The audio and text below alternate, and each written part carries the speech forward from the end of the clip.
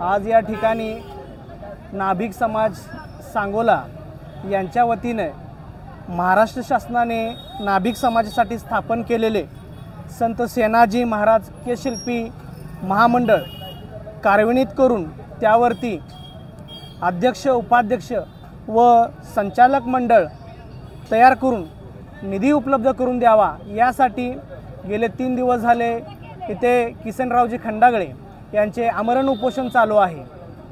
तरी आमच्या सकल नाभिक समाजाच्या वतीने या झोपलेल्या सरकारला विनंती आहे की लवकरात लवकर सर्व प्रकारच्या मागण्या मान्य करून आमच्या नाभिक समाजाला न्याय द्यावा अशी आम्ही सर्वजण या ठिकाणी विनंती करत आहे।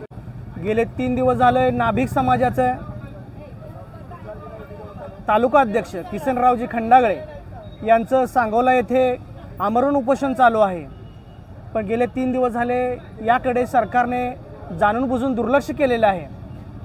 जरी येत्या या 2 दिवसामध्ये नाभिक समाजाच्या मागण्या जर सरकारकडून मान्य नाही झाल्या तर येणाऱ्या निवडणूक कालावधीमध्ये याचे परिणाम शासनाला भोगावे लागतील व आमच्या नाभिक समाजाचे 2 दिवसात मागण्या मान्य नाही झाल्या तर याचे आंदोलनाचे पडसाद तीव्र होतील व राज्यभर हे आंदोलन केलं जाईल।